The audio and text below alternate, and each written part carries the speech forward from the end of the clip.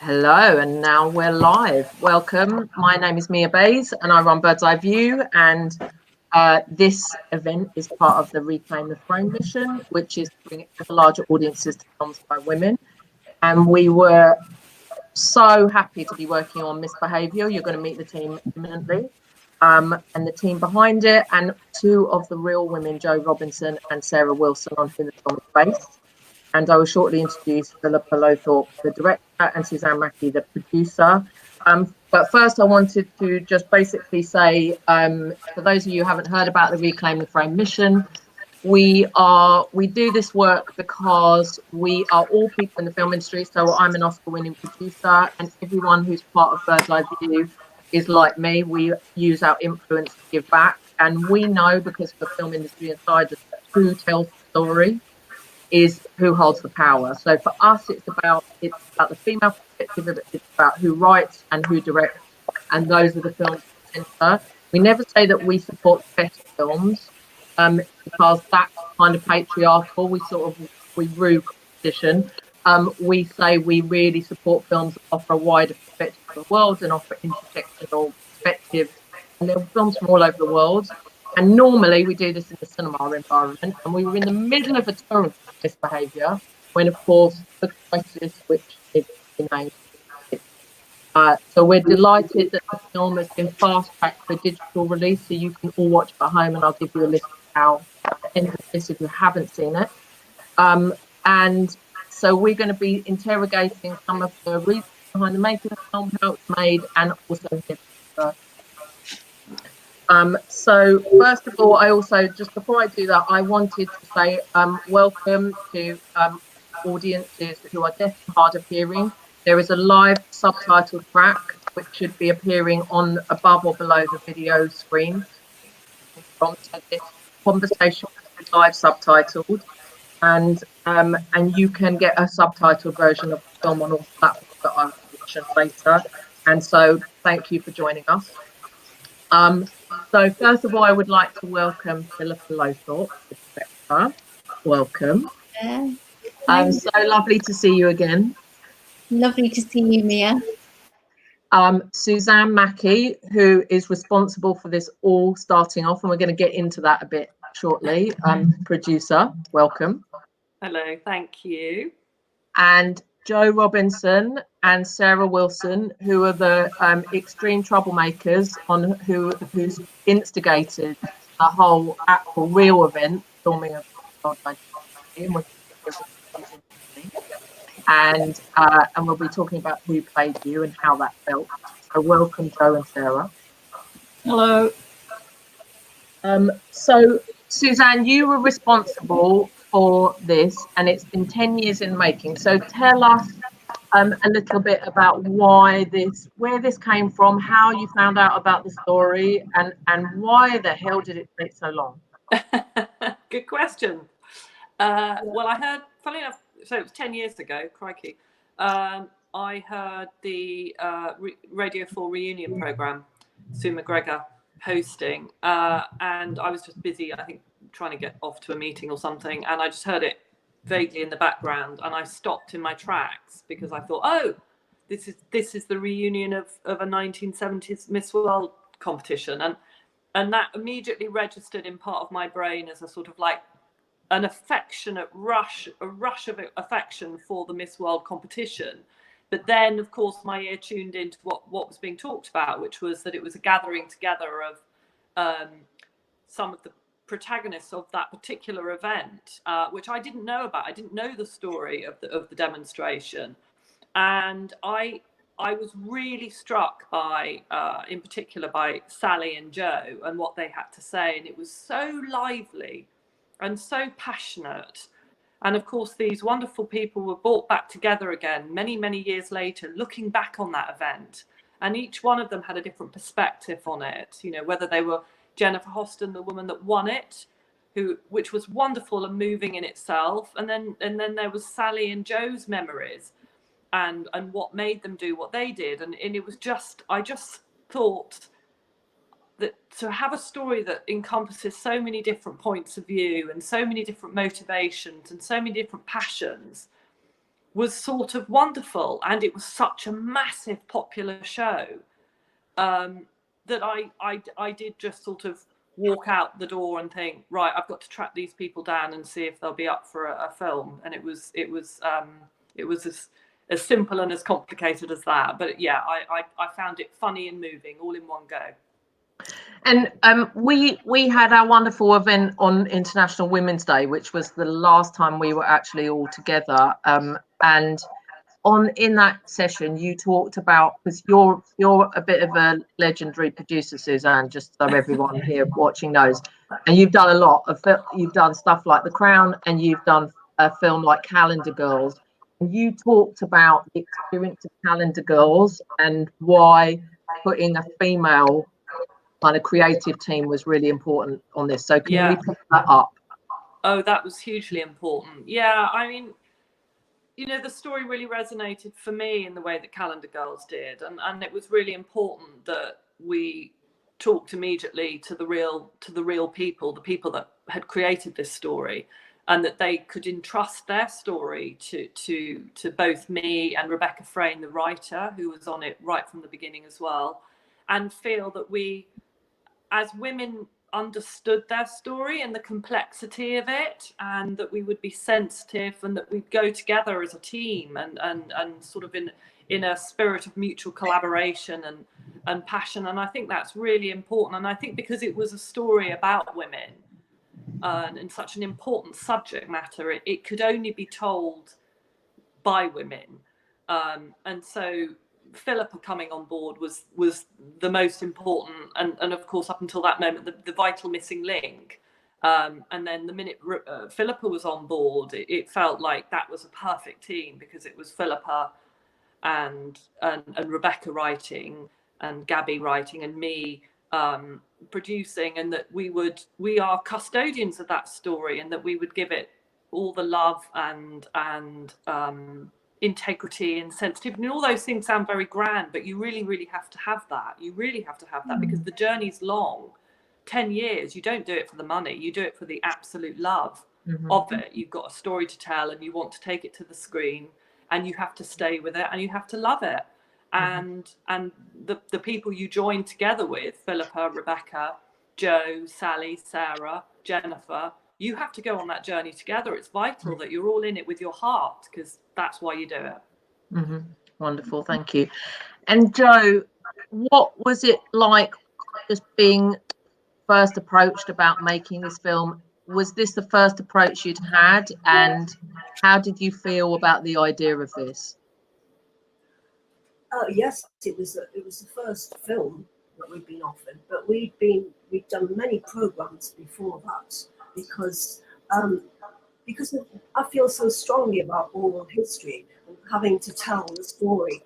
And we started right after the Miss World contest. We did numerous shows and talks and radio programs, and one thing led to the other, to the other, to the other, to the film, the great offer of the film. And I was absolutely stunned but overjoyed that somebody really got our history, because they listened to the program, they got it, they got what it was all about. It wasn't just us, it was about the contestants as well.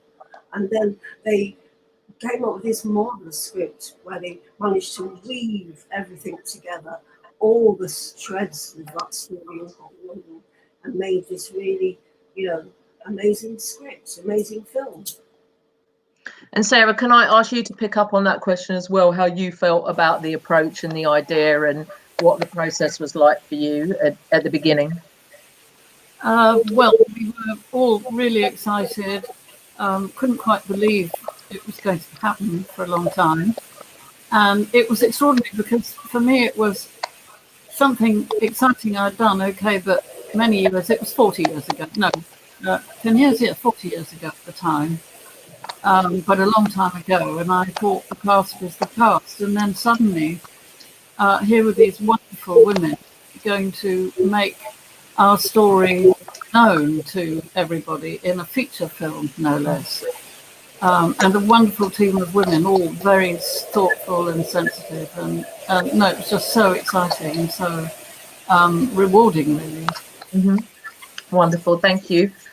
So Philippa, you started as a researcher and then made documentaries for quite a long time before moving into directing television. Doc drama became your speciality, and particularly something I absolutely love, which is Three Girls. And then you also directed some episodes of The Crown, Jamaica Inn, and your first feature was Swallows and Amazons. And are you? Is it true that you're still the only woman to have won a BAFTA for Best Director in television? Yeah, in television, yeah, in that category, yeah. I still am, yeah, which is a shameful thing, really. I mean, Wow. Yeah, my lovely director, Kofi Gedroich, won a studio directing BAFTA. For actual fiction directing, yeah, I'm the only woman who's won. I've won 2. Amazing. But I'm the only woman, but I think that's a sad thing. Okay. For me, you know, I it's just a reflection of how few women directors are still able to make television at the top end, you know, which is the one that you know is going to be up for awards. So that I hope will change. I really do. Yeah. And so this is your second feature, Swallows and Amazons being your first. So talk about how you became involved and also, yeah, the obligation of getting the story right. It's precious, isn't it? It really is. And I've always been drawn to telling real life stories. I think that goes back, as you said, to starting off as a documentary maker many years ago and starting to make drama about real stories. And then obviously The Crown is another real story. And I was working with Suzanne on The Crown, and I was so lucky to be invited by Rebecca and Suzanne to join the team of Misbehaviour and, you know, make this amazing real story come to life in a big feature film. Yeah, it was really brilliant. Brilliant fun. One of the best shoots, one of the best fun shoots I've ever had, actually. Yeah. And can you talk a bit about the casting process? How actually did you really think about finding people who really were like Sarah and Joe and et al, or were you a bit freer with it? And then of course Gugu playing Jennifer. It's a funny thing. We worked with the brilliant Nina Gold, who has the best nose in the business for finding fantastic people. And I think it's not so much look-alike people, but it's more like the sort of heart and soul of a character that you look for in your actor. And so even though Jessie Buckley and Joe do have a similar spirit, I would say, as well as a similar look, that was sort of by accident in a funny way. And the same with Keira and Sally. And lovely Ruby Bentall, who played Sarah Wilson, you know, and Gugu for Jennifer. It's a very interesting process. And we were very lucky that all those wonderful women wanted to be in our film. And it wasn't a hard film to cast because the you know, women were so enthusiastic about being part of this story, really, and helping to tell it. Before we asked Joe and Sarah what it was like to be reimagined on film, because not many of us experienced that in our lives, so it's quite a special one to unpack. Can we just talk about Jennifer Horsten, who's Miss Grenada, Miss World 1970, and Gugu playing her, and just how you approached, how involved was she as well, and how you approached that, because obviously the intersectionality, the representation is just really important. It was a really momentous occasion, the first Black Miss World. So again, the obligation as a white, largely white team to tell that story. Can you just talk about that a bit? Yeah, that part of the story was not two things. It was incredibly important that we told that story for all the reasons you've just described. It And the other thing is, it was an absolute gift for a story. I mean, not only were these fantastic women putting women's liberation on the map, but in the same event, the first black woman won, and the person who came second was a woman of colour as well. That was an amazing collision of events and an absolute gift for us as filmmakers. It allowed us to look at intersectionality in a really organic and realistic way, because there it was in front of us to be explored. And that, I think, for Gugu as an actress, that was a very important thing for her. And also her dad is from South Africa, so the fact that we were also showing Pearl and her story, that was also very important for her. And she did a lot of research, and she met Jennifer Hosten. She spent a few days with her in Grenada, and that was a very important preparation for Gugu in playing Jennifer and getting her character and, you know, absorbing the Jennifer-ness that she brought to that part so beautifully. Wonderful. And Jo, as I said, not many of us have the experience of being reimagined on film and played by Jessie Buckley. So talk to us about how was that very surreal to see for the first time, and how much did you have to do with the actress and the development of the role? Oh, well, it was gobsmacking, really, Nani. But Buckley, who's a fantastic Irish musical star, is going to play me. And I just really enjoyed meeting her, because she was just full of energy and enthusiasm about doing the thing. She asked me a lot of good questions when we were talking about how the script was going to be built up, and it just all got put together. And yeah, I mean, it's very unusual, you know. I've never expected it.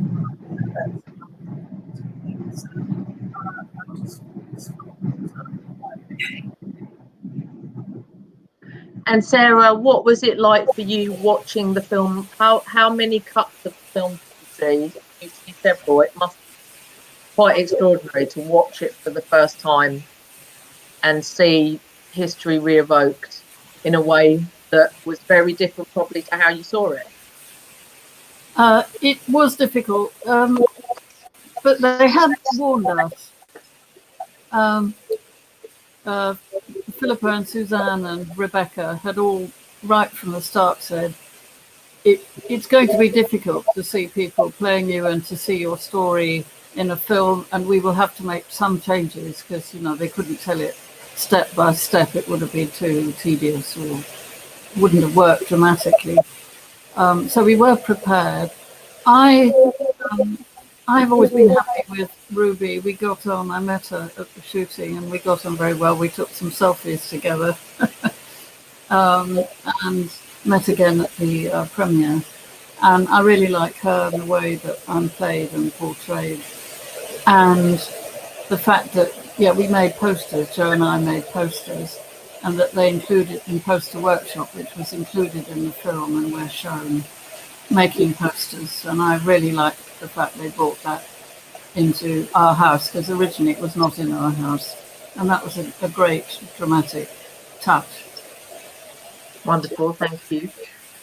Philippa and Suzanne, can I ask you, I think the film walks this quite extraordinary line between, you know, telling a really important story in a modern way, which is not easy to do, because we're talking about 70s feminism and a different kind of cultural context, and bringing it into a setting that's more relevant to us now, but also walking the line between being really joyous and uplifting and really fun, but also saying something really important. It feels like you didn't compromise on the impact of what actually Jo and Sarah and everyone did. So can you just both talk, maybe Philippa, you start with just how, like, what the tools were to find that balance? I think it was a thing that we were very conscious of in the scripting process, how important it was to get that balance between having a joyful film which is going to draw a big audience and entertain us, but also wanting to say something about women's liberation and feminism and women's rights, and about interracial feminism and celebrating that first Black woman to win. You know, those were very, very tricky balances and checks to make in traditional, or some of the rules of filmmaking, aren't they? Like, take one character and stick to them like glue and just like tell their story. But this was an ensemble piece, and it was really important, but also difficult to follow all those different stories and collect all those points of view and weave them together and, you know, give everybody a real joy in their heart. What's been lovely about people watching it, a lot of people have said to me that at the end they wanted to cheer and go around and like get their placards out, and they felt inspired by it. And I think that was one thing that we really, really hoped to do, is to make people feel that they could do something like these women did. Yeah. What do you think, Suzanne? No, I completely agree. And I think we never wanted to sort of sit in harsh judgment. It would be very easy for us to say, you know, what Sally and Jo did and the other women was one thing, but to understand that also the contestants' journey was complex as well, that their reasons for being in the competition, you know, nothing's simple black and white, that actually as the storytellers, as the filmmakers, it was more important for us to try and be very nuanced and even-handed about it, and the more understanding we brought to it, to understand the context of the time and why, you know, for Jennifer to pursue her ambition, she may have had to go about it in a different way, and for us not to sit in heavy judgment, I think was really important, to have a sympathetic and nuanced understanding of everyone that participated in that on that particular day,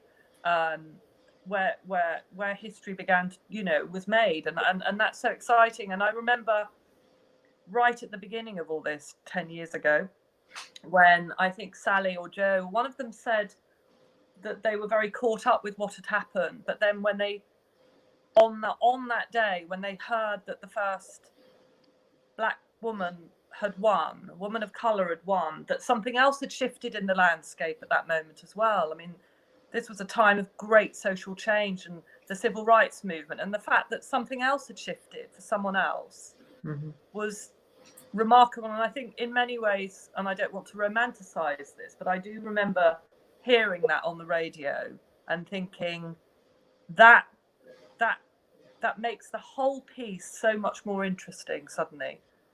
And watching everyone come together recently for the premiere, all of 2 days before lockdown, where we all stood together and held hands from every which part of the story we came from, whichever bit of the jigsaw puzzle we occupied. And many of us had, not me or Philippa or Jo or Sarah, we were all from London, but you know, we'd found people way back. It took yonks to track them down, and we flew Jennifer in from Canada, and you know, that to me was so moving, that we could all actually be together and hold hands, and that we'd made this film together. Yeah, it was the first time that Pearl and Jennifer had seen each other for 50 years at our premiere.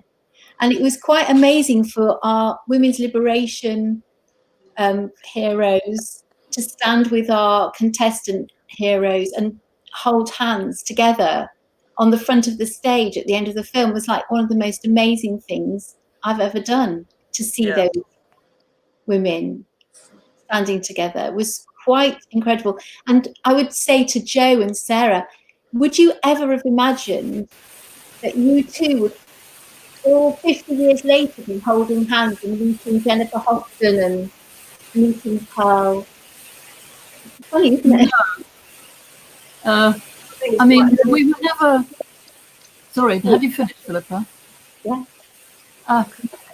We were never we didn't feel hostility towards the contestants, but the very idea that we'd all be there together 50 years later at a premiere of telling the story of our action was, I wouldn't have dreamt that in a month of Sundays at all.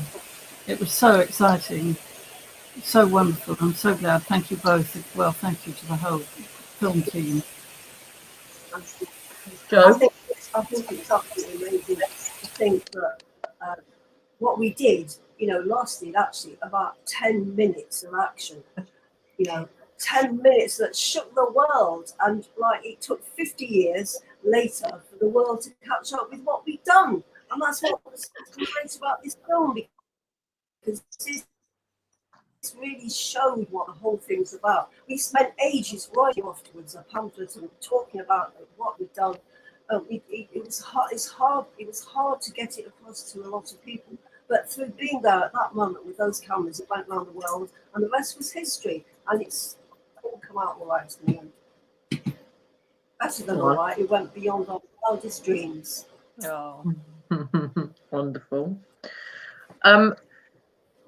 And also, I mean, Philippa and Suzanne, it's because a big part of this, the whole kind of action was to challenge the whole idea of beauty. So then you're in a kind of slight double bind in terms of how you're then representing that on film, especially since it's very shocking to see the scene, for instance, where all of their bums are on show, and that whole kind of reading out of measurements. I mean, it's just quite amazing. And then, but there's also a trap of falling into doing what you're critiquing. Yeah. So can you talk a bit about that, like finding the level? I think that, again, that was very important to me, that I put the female gaze on these events. And that, so for instance, when filming the shot that was the iconic shot of Miss World, where the camera trails along the bottoms, that I was showing the faces as well, and seeing what the girls were feeling. Suddenly, all those girls who were enjoying themselves, and I think it was important to show that they enjoyed dressing up, they enjoyed the spectacle of it. But at that moment, and Jennifer said this to us very clearly, that she felt very, very uncomfortable. That is what the cattle market brought it home to them in that moment. And I think that was very, very important to show. We had long debates, didn't we, Suzanne, about whether to show that shot or not show that shot. But in the end, we thought, actually, it's very important, because as the audience, you get caught up in the lovely spectacle of those beautiful girls. And then suddenly, as the audience, you're confronted with looking where you are being told to look by the camera. And it makes you feel really uncomfortable. And when we filmed it, people, crew and people were saying, oh, I really can't bear this, it's horrible. And it was an important shot to do.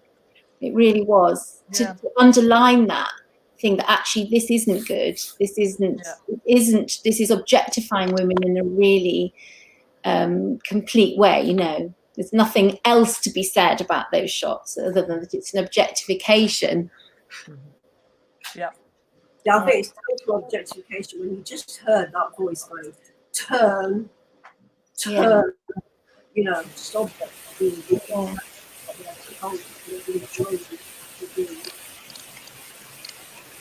And thank God you put that in, because so many people have said that that's the bit that shocked them. I've seen, that when they said turn around and they were judging the women by their bottoms, well, it's the figure, the breasts, the waist, but then let's look at their bottoms, I think a lot of people in my daughter's generation, who like 23, younger people who wouldn't have been aware of Miss World, really, they've all said how shocked they were by that scene, that they can't imagine that people would have ever done that or made girls turn around and be judged like that. They find that really awful, really, and really kind of like dinosaur world, I think. But I think also what's interesting about the journey we went on to construct the story we were telling is that, again, it's that whole thing of judging and what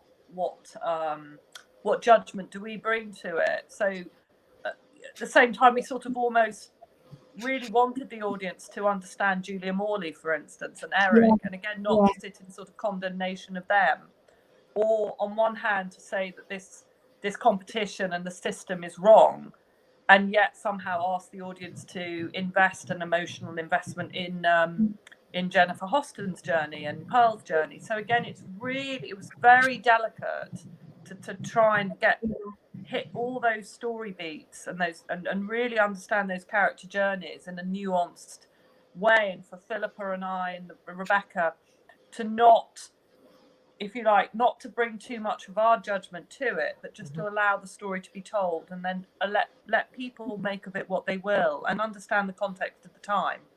But that was really challenging. I mean, you know, you asked right at the beginning, Mia, about why did it take so long? Well, I think the script did take a long time to find confidently how to tell it in such a sort of even ensemble way.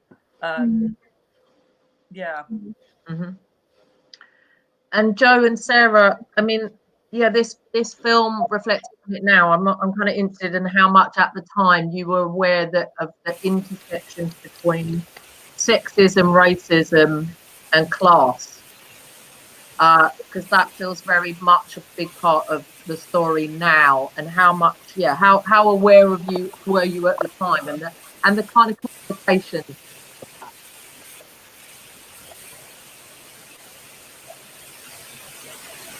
I don't know if it's me, if the sound is cutting out a bit here, but anyway. We were very aware of the anti-apartheid movement, very aware of the Vietnam War, and appalling that they took the winner to the Vietnam War, which is what Bob Hope was bragging about, and parade her around.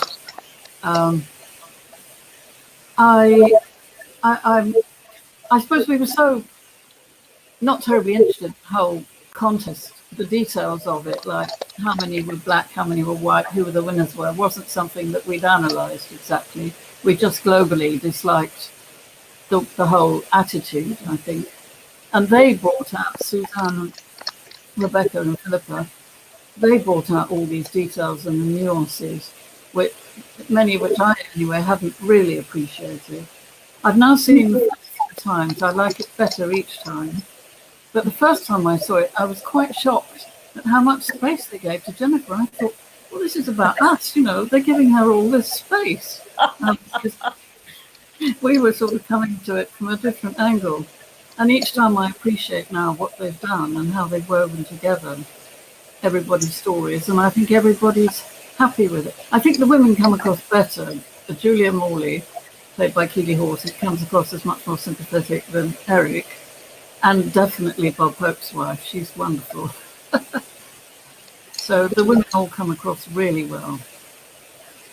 I mean, I think we were very aware of what was going on with all the things about racism, sexism and everything, because we worked in our poster workshop for 3 years, and we've been printing posters for people from all around the world about injustice and oppression.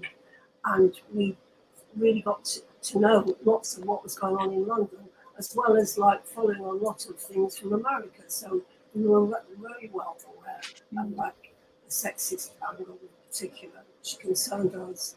And as I say, like being aware of all the liberation movements that have been started to take off. I mean, it's such a fantastic year in 1968, 69, 70. When the world just changed, you know, people who came back from revolutions, came back from other countries where they'd seen the system challenged and turned on its head. And it just inspired me so much to think that, you know, it's no longer my fault that things don't work, it's the system that's wrong. And once you get that message, once you get that inspiration into you, you know, you can't help but see it everywhere in front of you, and then you want to do something about it.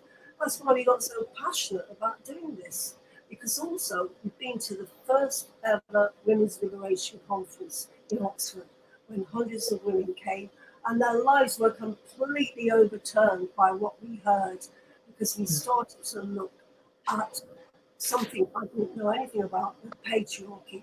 We began to understand why our mothers were so oppressed, so tied in, so bound up. You know, I just feel so sad about my mother now that I just did not realise what she was going through. I didn't even realise it at the time in Oxford. It took me a long time to unravel what she went through. And that's why that's why I felt so incensed about this whole contest. Wonderful. Philippa, Suzanne, anything to add to that? The reflections on that? Well, I felt very strongly when making this film that, you know, people like me, I make films and I work hard in life, and you know, but there are people like Joe and Sarah and Sally that get out and do something. They get out and march, and they do it for all of us. They do it so that I can do what I do. And Philippa said this as well, and I find that incredibly moving and humbling, that it's because of people. I don't do it, they do, and I'm so grateful to them for doing that. Yeah, same here. But you made the recording, you made the films, you made the history, and that was about that. No one knows about this. I think, Joe, one of the reasons that we wanted to, or that I wanted to come and make this film with Suzanne is because, you know, I feel like I would have been able to go to university or become a director and do the stuff I did at my generation if your generation hadn't fought for our rights. I really think that, because, you know, when I was just at school in the 1970s, but you were, all of you and all the women who in the 70s were fighting for equal pay, and we still haven't got equal pay, but, you know, contraception for all the things that were in that first women's liberation meeting in the Ruskin. You know, we benefited, people like Suzanne and me benefited from what you did. So that's why, one of the big reasons I wanted to make this film. Because I think people have forgotten a bit. Yeah. I think people have forgotten what the women's liberation did for us. And I think it's very, very, very important to remember the women who fought for our rights. We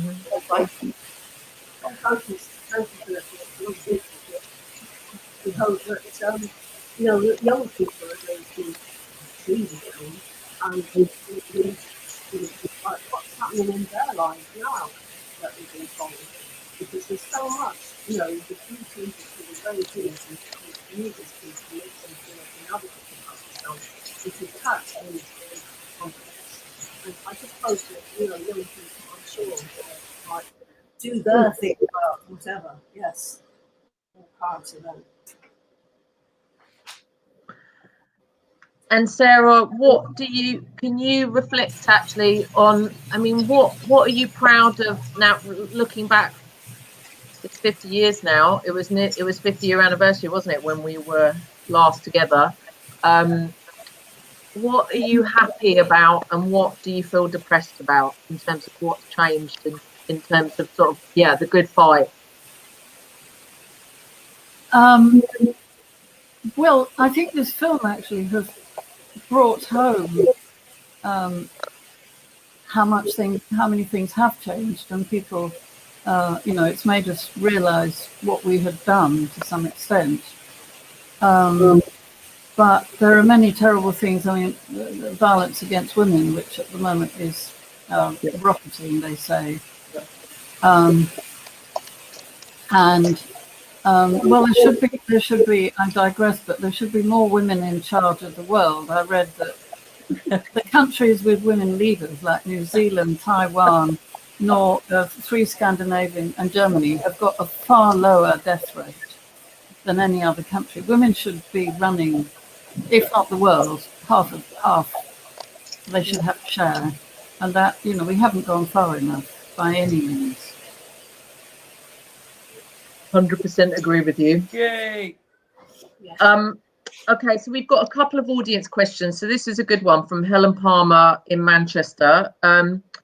So this is sort of for mainly Suzanne and Philippa. So did responses to the film in the pitching and finance stage change as a result of Me Too? That's a very good question. No, to be honest, we just got it set up. I mean, the film took forever, as you know, to get going. But there was a moment, probably weirdly, only about 6 months before the whole Time's Up movement started to take hold and become a thing. And it was Pathé then that read it and loved it and said, we want to get on board. And they obviously felt there was something in it and probably something in the zeitgeist. I'm a firm believer in the zeitgeist and sort of having an antennae for that.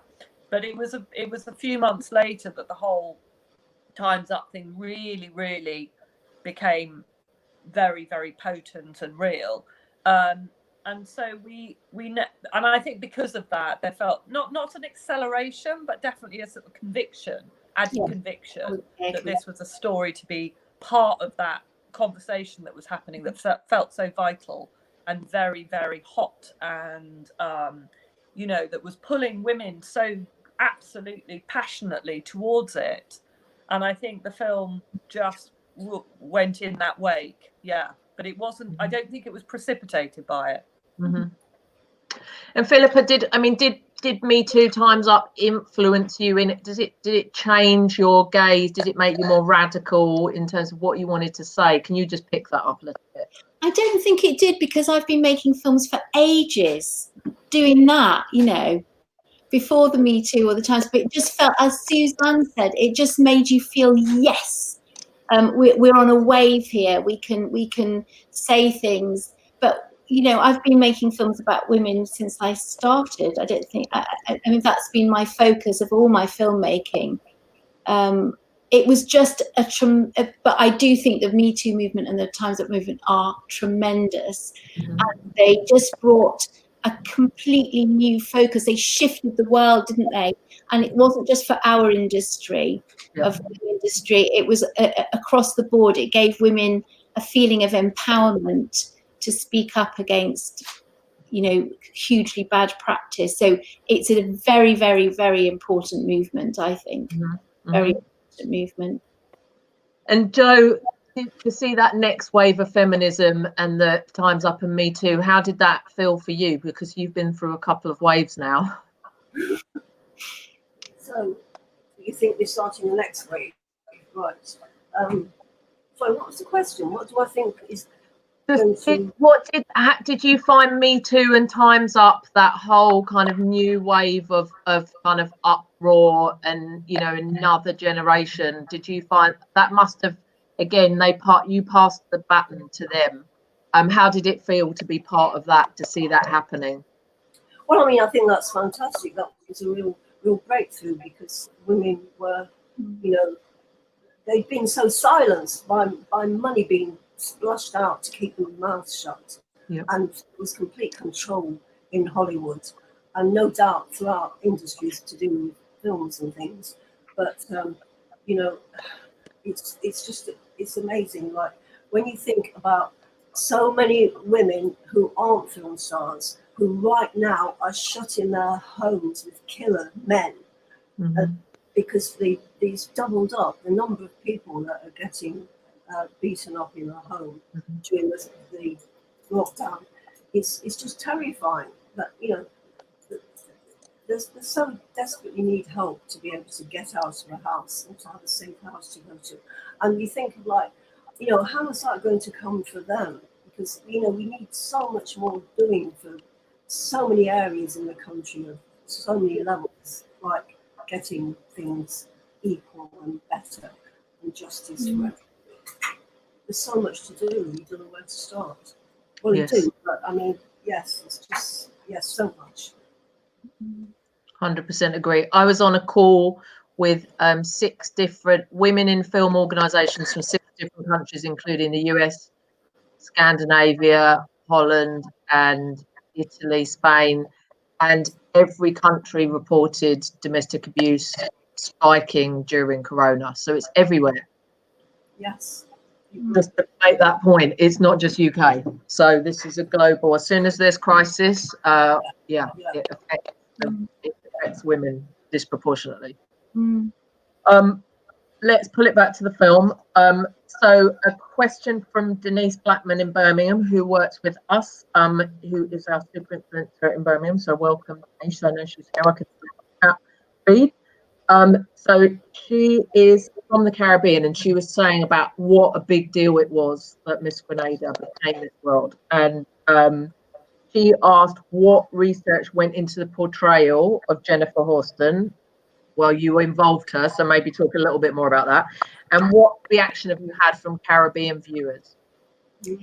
We involved Jennifer a lot in our research. We couldn't have made the film without Jennifer's wholehearted thumbs up and participation.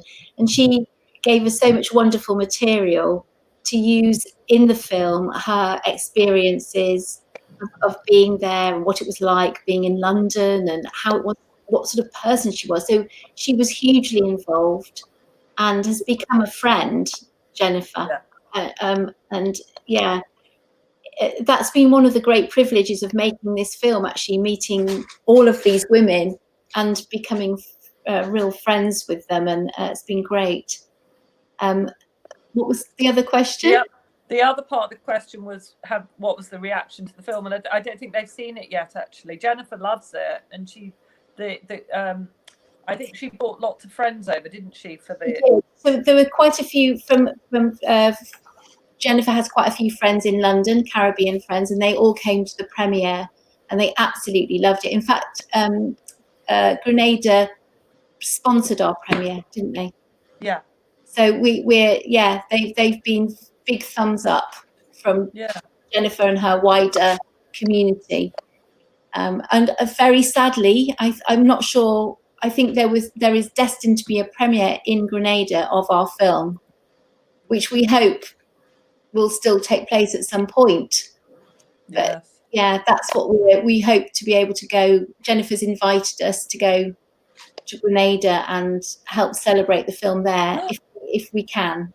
Well, that feels like right now that feels like a thing on the horizon that just one day maybe. I know. A little bit of hope for us all. No, but it would be the most amazing experience to be able to go there. Lovely. Hopefully. Suzanne, Jennifer became a diplomat. Can you just talk about Jennifer's route after this? Because she actually used the role she was very smart. She pivoted into becoming a diplomat. Yeah. And that was an ambition, I think, at the time, wasn't it? So let's talk about that. Yeah. Well, what was it, Philippa? She went from immediately after. She went to university and studied political sciences, and then she became the ambassador to Canada. Yeah.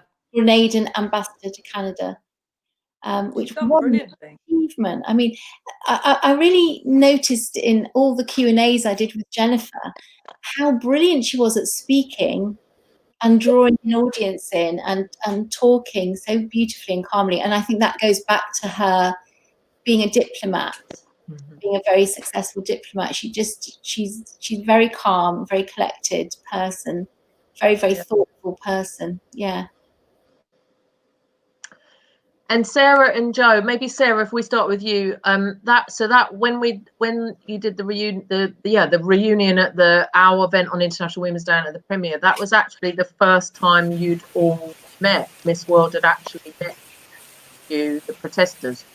So can you talk a bit about that experience? And of course, you wanted to make this.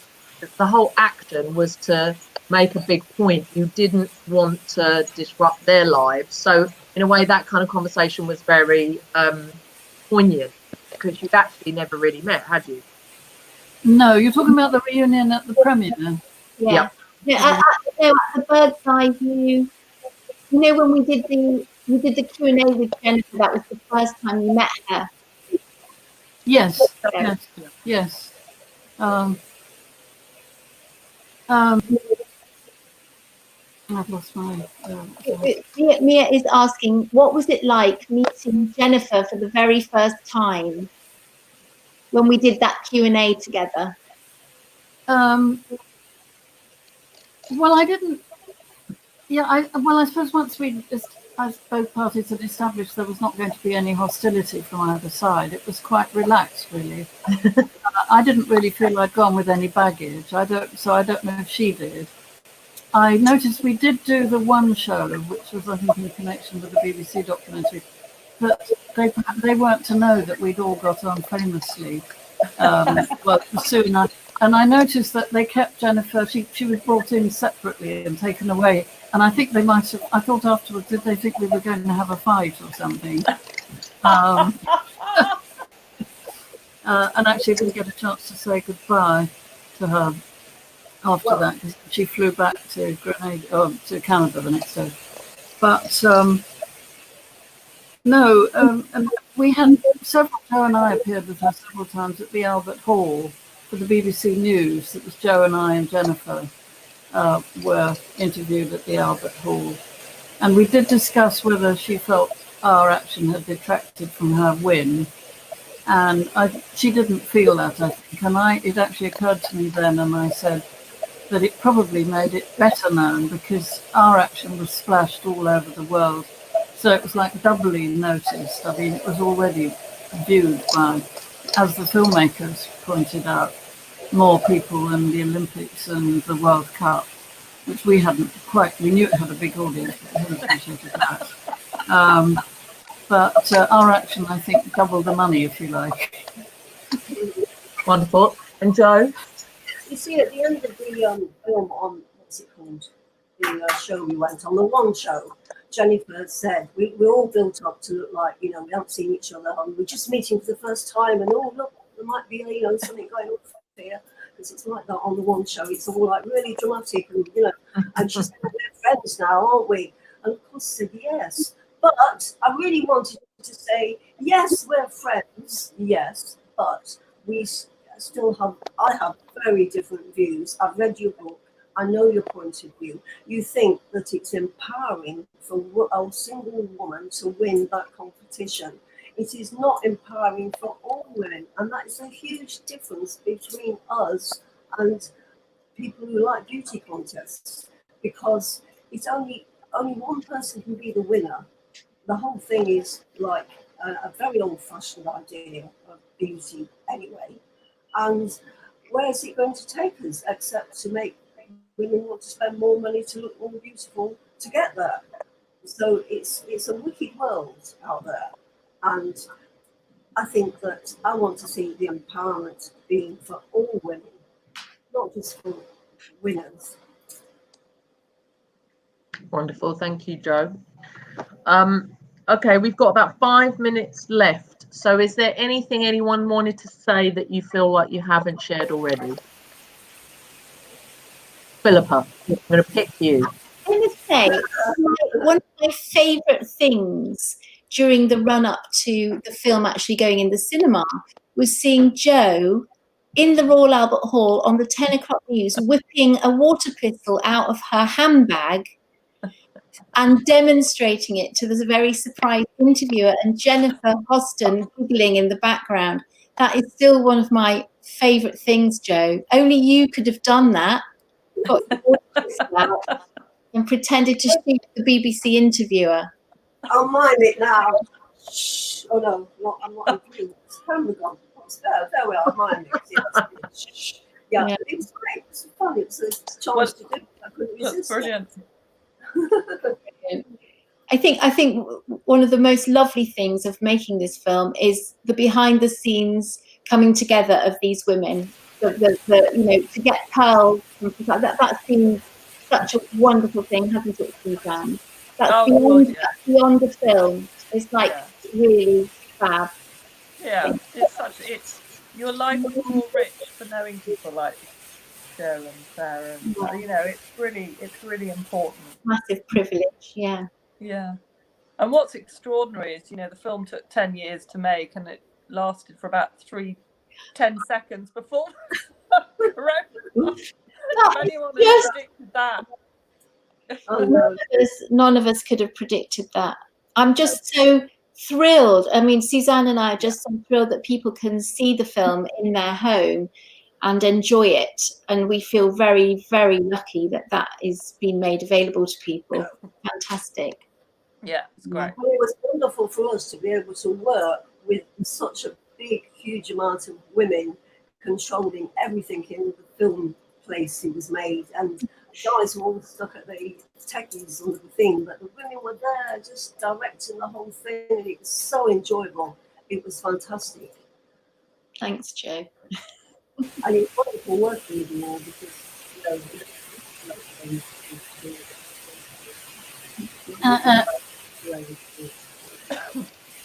and I hope perhaps your film will have the kind of impact that our action had, that your film will have the impact for the film industry, and that women will become much more prominent in it and preeminent in it, as they should be in every way. Actually, Suzanne, there's a few questions here. So there's people saying, I can't wait for the international release. So we've got Hungary, Germany, and the US. When's it going to be out in those countries? That's a very good question, and I don't know the answer yet because it all depends on what happens now, to be honest. I asked that question of Pathé recently, and they said they're not sure yet. It will all depend what happens over the next few weeks, months, I guess. But it will happen. Yeah. Okay. Yeah. The plan is to release it. Well, it's been sold all over the world. The film has been sold all over the world and in the US. It's just waiting for the right time now to, release it, isn't it? Yeah. Okay. So, and basically people can see the film. So if you're tuning in from the UK, you can watch it digitally. So you can see it at home on iTunes, Google Play, BTTV, Rakuten, Chili, Sky, Microsoft Stores, Amazon, TalkTalk, i.e. everywhere. So that's pretty fabulous. So please, everyone, the point of these conversations, Reclaim the Frame, is that it's so important that you tell people to see it and that you advocate for the film, because there's films like this being a success means that more films, more important stories like this get told, and they need to make an impact. So have I got any more messages from any of our wonderful guests before we wrap? Well, I heard from somebody who went, like the whole family of all ages had huge discussions afterwards about feminism, bourgeois feminism, etc. It just went on. It just, it just made a huge debate between different ages of people. And I thought that sounded really I think that's so true, Jo. I think this film can be watched by anybody from 12 to 112, if there's such a thing. It's a film that can be watched by anybody, and by men as well. Men have really enjoyed the film, and as Jo said, what's fab is it can spark a debate, and that's a really, really great thing to do with a film. Which is what the Miss World competition never did when it was broadcast on TV, and you all sat at home with the family and went, oh, look at her legs, oh, look at her legs, and compared it all without thinking about it. Now people are developing a critical eye on it, which is fantastic. Wonderful. Is there anything to add before we wrap? I will definitely watch the film. And yes, did you say it's available all across the world? I thought it was only on Amazon. Just in the UK. It is just in the UK, okay. Because I have friends around the world all panting, dying to see it. And as I've seen it 4 times and I really enjoyed it. I think people could enjoy seeing it several times and go to the cinema afterwards and see it on a big screen and stand up and applaud as people did when it was on big screens way back in the day. When was that? Yeah. Yeah. Wonderful. So thank you, Jo and Sarah, for your amazing radical work, and you laid the ground for us, and we are taking the baton from you, and we thank you for your incredible action. And Philippa, Suzanne, thank you for your amazing positive and doing such an incredible job with making a film like this be so accessible and also really about something radical, you know, and putting an important story, an important group of women back on the map. Thank you, and thank you for having us. Thank you so much for having us. Yeah, it's been great. Pleasure. Lovely. So this will go out on our Facebook page, and so you can, to the audience, everyone can draw people to see it. You can watch the video. It will be subtitled for hard of hearing and deaf audiences too. And yeah, thank you, Joe Robinson, Sarah Wilson, Suzanne Mackie, Philippa Lowthorpe, and to Reclaim Frame viewers, thank you so much. Thank you. Take care. Thank you. Thank you. Thank you.